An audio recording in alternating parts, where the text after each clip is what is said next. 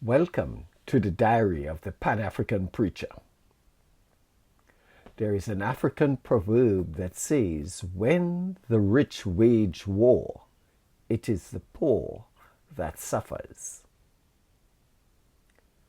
Young people have retaken to the streets of Nairobi to contest the tax system propagated by the Kenyan government. The challenge here is a call for decolonizing development in Africa, which includes taxation.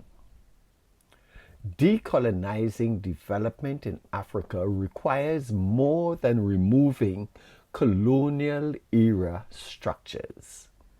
It demands a complete reimagining of how development is designed, led, and financed. At its heart, it calls for centering African realities, knowledge systems, and leadership, rather than relying on externally imposed models and priorities. Historically, development has been shaped by Western institutions like the International Monetary Fund and World Bank, whose neoliberal frameworks often prioritize market liberalization, privatization, and austerity. These approaches have tended to disempower local communities and undermine public services, reinforcing dependency rather than enabling self-determined growth. True empowerment starts with prioritizing indigenous knowledge and community leadership. Local people possess a deep, context-specific understanding of their environments and needs. Development initiatives rooted in these perspectives are more likely to be effective and sustainable. Community-led decision-making also strengthens accountability and ownership. Another key area for transformation is the decolonization of taxation.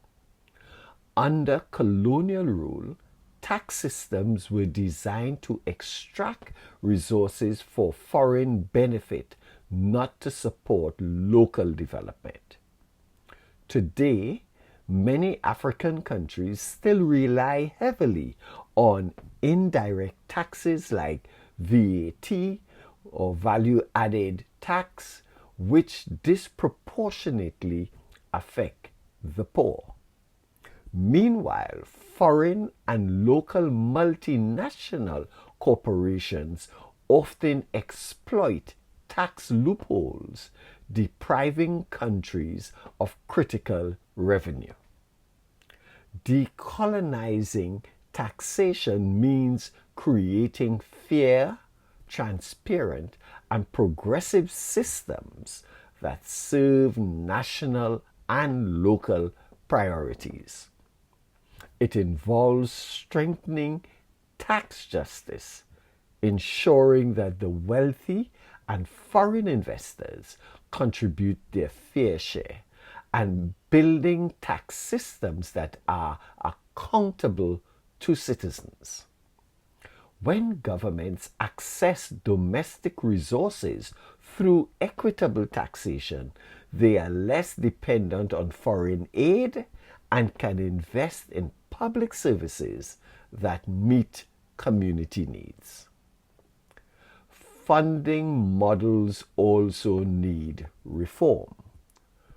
Donor-driven agendas often restrict how aid is used, limiting innovation and responsiveness.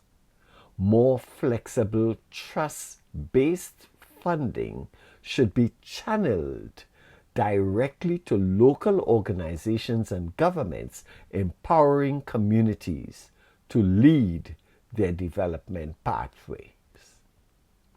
Ultimately, decolonizing development and taxation is about shifting power. It means trusting communities to define progress on their own terms and building systems that serve people, not external interests. Only then can development be truly liberating and transformative. Ashe.